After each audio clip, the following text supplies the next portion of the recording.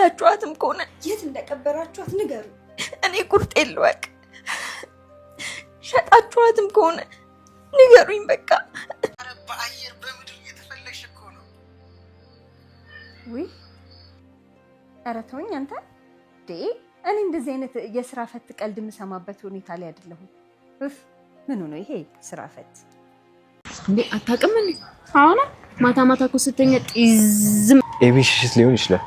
ናታን ስነ ስርዓት ኤቢን በክፉ እንዳትናገርብኝ ከዚህ የሰላምዬ ማበጣ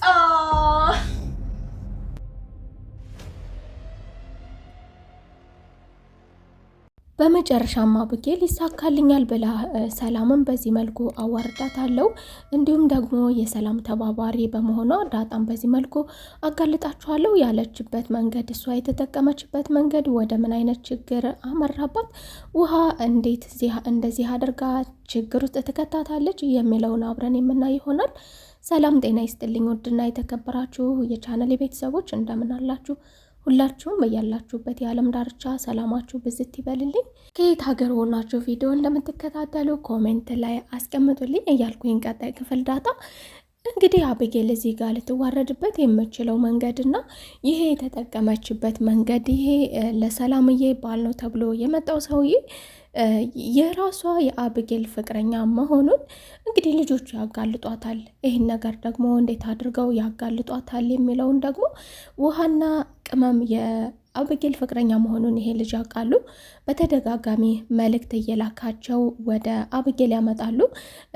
ናፍቀሽኛል እንደዚህ አይነት ነገር በሚያናገራቸው ሙዶች እነሱን እያናገራቸው ነበረ። ለአብጌል መልእክት እያስተላለፈ ስለነበረ ስለዚህ አብጌል ጓደኛ መሆኑን ያውቃሉ ልጆቹ። ታዲያ አብጌል ይህንን ነገር ደግሞ ዳጣን ለማዋረድ እና የሰላምዬ ተባባሪ ናት በማለት ሰላምዬም ደግሞ ዋሽታናለች በሚል በሌለ ነገር ፈጥራ ችግር ውስጥ አስገብታ እነሱን ከቤት ማባረር ነበር አላማ። በዚህ ነገር ውስጥ ግን ያላገናዘበችው ነገር ይሄንን ሰው ውሃና ቅመም እንደሚያውቁት እሷ አልተገነዘበችም፣ ረስታው ነበረ። ታዲያ አቶ ደረጀ ደግሞ በሌላ በኩል ሰላምዬን ቤቱን ለቃ እንድትሄድና የራሷን ኑሮ እንድትጀምር እንዲሁ ደግሞ በራሳቸውም እንደሚያቋቁማት ይህ ነገር በእሷ ብቻ ሳይሆን ሰላምዬ የተቀመጠችበት እድሜዋን የጨረሰችበት ነገር ስላለ ከዛ ቤት ውስጥ ስለዚህ ሰላምዬን ሂጂ ብሎ አቶ ደረጀ ራሱ እንዲያናገራት የሚያደርጋቸው የራሳቸው የሆነ ግንኙነት አላቸው። ስለዚህ ወይዘሮ ማርቲ ብታናግራትም መጫን ስለሚሆነባት እሱ የራሱን መንገድ በፍትሃዊነት እንዲሁም ደግሞ እኛ በምንተዋወቅበት ነገር አናገሪያት ይህንን ነገር ተጠቅሜ ከቤት ወጣ ይሆናል። ስለዚህ ወይዘሮ ማርቲን በማታውቅበት መንገድ እንዲሁም ደግሞ እሱ ይጠቅማታል በሚለው ካሳ ይሆናታል በሚል ወደፊትም እየደጎማትና እየጠየቃት እንደሚኖር ቃል ገብቶ ቤቱን ለቃ እንድትወጣ ለሁላቸውም ሰላማዊ ኑሮ ያለ ስጋት እንዲኖሩ ለማድረግ ሞክሮ ነበረ። ነገር ግን ሰላምዬ ይህንን ነገር በፍጹም አልተቀበለችም። ወይዘሮ ማርቲ ከዚህ ጋር አንድ ግራ የሚገባን ነገር አለ። ሰላምዬ ልታናግራት ስትፈልግና ስትችል ነገር ግን አቶ ደረጀ እኔ አናግራታለሁ የሚለው ነገር ለወይዘሮ ማርቲ ጥያቄ ውስጥ የሚያስገባ ነገር ነው። ምክንያቱም ከወንድ ሴት ይሻላል በሚል ወይዘሮ ማርቲ በተለያዩ መልካም ጎኖች ስለምትቀርባትና እንደ ሴትም እንደ ትልቅ እህትም እንደ አዋቂ ብቻ ሳይሆን በእርግጥ ሰላምዬ ያልተማረች ቤት የምትቀመጥ እድሜዋን ደግሞ በሰው ቤት እየፈጀች አውቃም ባይሆንም እድሜዋን የጨረሰች ብዙ ነገር ማግኘት እየቻለች የራሷን ህይወት መኖር እየቻለች እና የራሷ የሆነ ነገር ቤተሰብ መስረታ እንደ ማንኛውም ሰው ብትማርም ኖሮ ወይም ደግሞ የተሻለ ስራ ሰርታ ከፍ ማለት ትችል ነበር። ነገር ግን ያን አልመረጠችም። በተሰበረችበት ጎን በኩል ሌላ ችግር ስለገጠማት ስለዚህ አንገቷን ደፍታ የቤት ሰራተኛ ሆና ጊዜዋን ማሳለፍና የምትጠብቀው ነገር እስኪመጣላት ድረስ በር እያየች አሻግራ ጊዜዋን የገደለችው በዚህ መልኩ ነው። ታዲያ ወይዘሮ ማርትዬ ደግሞ ለሰላምዬ ልክ እንደ ልጆቿ እናት ለልጆቿ በርግጥ መልካም እንደ እናትና እንደ ትልቅ እህት መልካም ናት። ማድረግ ያለባትን አንዲት እናት ማድረግ ያለባትን ነገር እሷ አድርጋ ሸፍና ነው ልጆቿን ያሳደገችላት። ምክንያቱም ሌላ አላማ ስለሌላት ሌላ የምታስበው የምትኖርለን ነገር ስለሌላት ያ ጥያቄዋ ምላሽ እስኪያገኝላት ድረስ ልጆቿን በእንክብካቤና አሳምራን ያሳደገችላት። ስለዚህ ወይዘሮ ማርትዬ ከፈጣሪም ጋር እጸድቅበታለሁ በሚል ሁኔታ ስለዚህ የምትፈልገውን ነገር ታደርግላታለች። ታዲያ እንደዚህ እየተግባቡና እንደዚህ እያሰበችላ ወይዘሮ ማርቴ እሷ ደግሞ አቶ ደረጀ በጎን በኩል እኔ ያናግራታለሁ የሚለው ነገር ደግሞ ለወይዘሮ ማርቴ ጥያቄ ይሆንባታል። ምክንያቱ ደግሞ አቶ ደረጀና ሰላምዬ የሚግባቡበት ነገር ስላለ ስለዚህ ማሸነፍ የሚችለው በዛ ነገር አባብሎ መሆኑን ስለተረዳ ነበረ እኔ አናግራታለሁ የሚለው።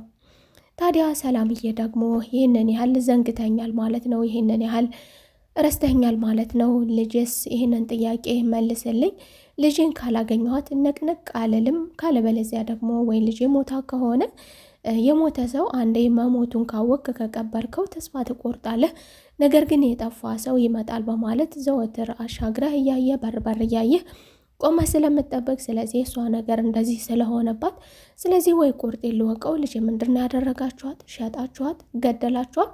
ይህንን ነገር ቁርጡን እስካልነገርከኝ ድረስ ከዚህ ንቅንቅ አልልም የሚል አቋሟ ጽንት ያለ እውነታውን ነግረዋለች። ተጠራጣሪዋ አብጌልም ደግሞ ከዚህ ነገር ጀርባና ከዳጣና ከአቶ ደረጀ ጀርባ አንድ ነገር እንዳለ፣ አንድ ትልቅ ነገር እንዳለ ተረድታለች። ይህንን ነገር እስካላወቀችው ድረስ አርፋ አትቀመጥም። በእርግጥ ሰላምዬንም አብራ ከነሱ ጋር ብጠረጥራትም የሆነ ነገር እንዳለ ብጠረጥርም ምናልባት ግን ያን ያህል ሰላም ይሄንን ነገር ታውቅ ይሆናል ብላ አታስብም።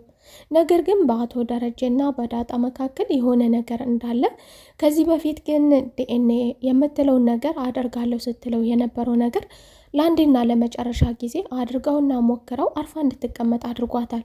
የዲኤንኤ ምርመራውን በፍጹም ይሄ ነገር ዳጣ የአባቴ ልጅ ትሆናለች ብላ እንዳታስብ አድርጓታል። ምክንያቱም አድርጋለች፣ ስለዚህ እሷ አይደለችም ብላ አሁን ዘንግታለች። አብጌል አሁን የምትጠራጠረው አዲስ ነገር ሰላምዬ ያረገዘችው ከማን ነው? ሰላምዬ እረፍት ስለማትወጣ የትም ስለማትሄድ ሰዎችም ጋር ስለማትገናኝ ምንም መሄጃ ስለሌላ ስለዚህ ከዚህ ቤት ውስጥ የተፈጠረ ነገር አለ በማለት ዙሪያ እየሄደች ነው።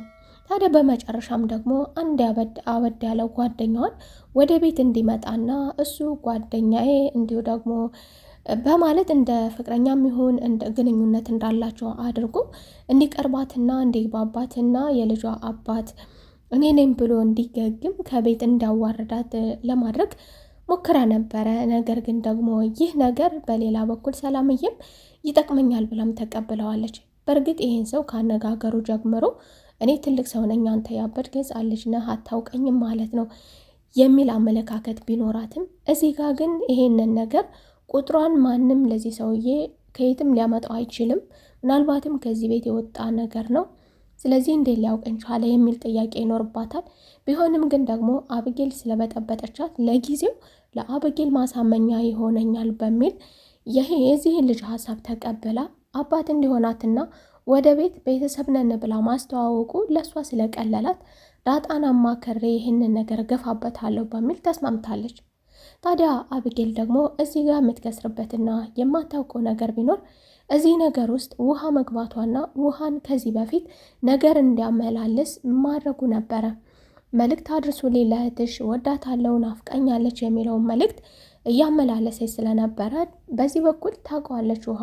አብጌልም አንድ ትልቅ ጥያቄ የሆነባት ደግሞ የሌለ ለዳጣ ያላት አመለካከትና በዳጣ በኩል ያለው የባህሪ ለውጥ ለዳጣ ለነሱ ለሁላቸውም የተለየ ፍቅር መኖሯና ከወትሮው በተለየ መልኩ ደግሞ ፍቅር መጨመሯ እንዲሁ ደግሞ በመቀጠልም ደግሞ ቤተሰባዊነትና አዲስ ነገር እንደተፈጠረ የሚያመላክተው ነገር በመጀመሪያ የጀመርኩትን ስራዬን የሰላምዬን ጉዳይ ልጨርስበትና ወደ እሷ እመጣለሁ በሚል አመለካከት የተረጋጋች ቢሆንም ነገር ግን ዳጣ በተለይ ዛሬ ደግሞ እድሜ ስንት ነው?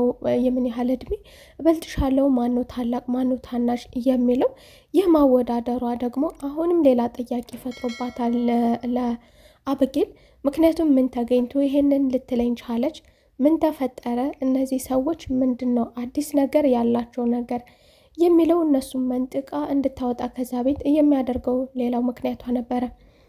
ታዲያ አቶ ደረጀም ደግሞ ምክንያት ስለሌለው ከሰላምዬ ጋር ለመስማማት የሞከረው ነገር አማራጭ ስለሌለው ስለዚህ የምትለውን ነገር አምኖ ተቀብሎ ዝም ብሏል፣ ተስማምቷል። በተለይም ደግሞ ልጅን የምታመጣልኝ ከሆነ ታመጣልኛለህ፣ ልጅን የማታመጣልኝ ከሆነ ደግሞ አሁን ላይ በቅቶኛል፣ ጉዳዩን ነገሩን ወደ ማርቲ አደርሰዋለሁ ብላለች።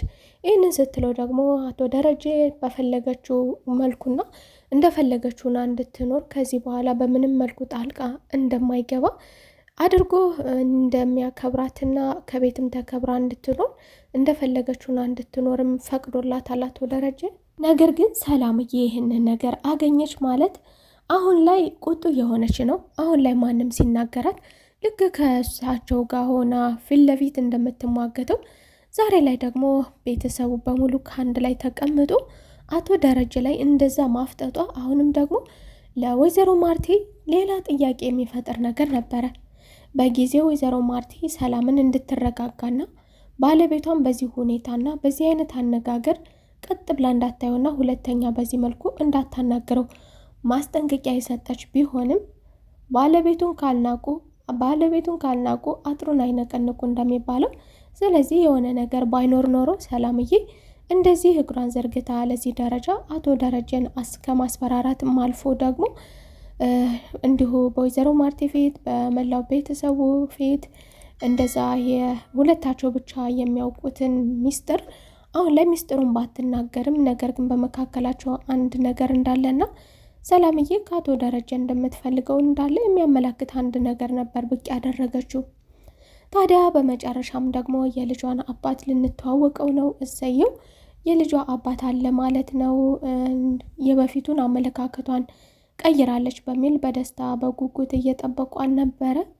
ታዲያ የአብጌል ደግሞ ፈጠን ማለት የምን ያህል ቢንቀን ነው ዘገየ አይነት ነገሮችን በመናገሯና እንደዚህ አይነት ነገሮችን በማንሳቷ ደግሞ ከዚህ ነገር ጀርባ ይህ ነገር ሴራ እንደሆነና ከዚህ ነገር ጀርባ አብጌል እንዳለችበትም ናታን እየተጠራጠረ ነበረ። እያስቸገረቻት እንደነበረ ሰላምዬ በተደጋጋሚ ለናታን ነግረዋለች። ታዲያ ዛሬ ደግሞ ይህ ነገር ከመሬት ፈጥራ አባት ከየት ላምጣ የሚለውን ጥያቄ ፈታ ለልጇ አባት የሚሆን ሰው አግኝታ እንግዲህ ይህን ሰው በመልክ አታውቀውም፣ በአካልም አታውቀውም፣ ተስማምታለች። ግዴታ ስለሆነባት ምናልባት ብትፋታኝ መጨቃጨቋን ብታቆም መጠራጠሯን ብታቆም የሚል አመለካከት ስላለባት ስለዚህ የመጣውን ነገር ተቀብላለች። ይህ ነገር ወደ ቤተሰብ ከመምጣቱ በፊት ግን ለዳጣ ስታማክራት ዳጣ በዚህ ሀሳብ እንዳልተስማማችበትና ነገር ግን ሰው እንዳገኘችላት ይህንን ሰው ለመሆኑ ታውቂዋለሽ ወይ የሚል ዳጣ አበድ ያለች ወጣት ልጅ እግር ብትሆንም ነገር ግን የምትናገራቸው ነገሮች ብስል ያሉ ስለሆኑ ሰላምዬ እሷን ማማከሩን ትመርጠዋለች፣ ትወደዋለች።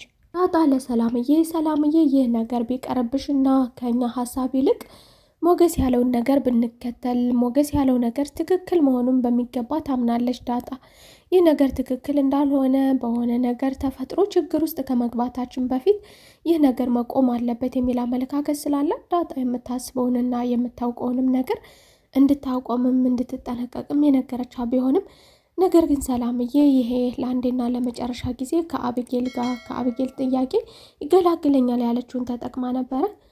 በመጨረሻም ሰዓቱ ደረሰና የተቀጣጠሩበት እንግዲህ የልጅ አባት የሚለው ሰውዬ ወደ ቤት መጥቷል። በሌላ በኩል ደግሞ አብጌልም የደገሰችላትን ድግስ በደስታ እየተቀበለች ነበረ። ነገር ግን ደግሞ እሷ ያላወቀችው የምትዋረድበት ሌላ ችግር አለ። የዛሬው ክፍል ይህንን ይመስል ነበረ። በቀጣይ ክፍል ተመልሰን እስከምንገናኝ መልካም ቆይታ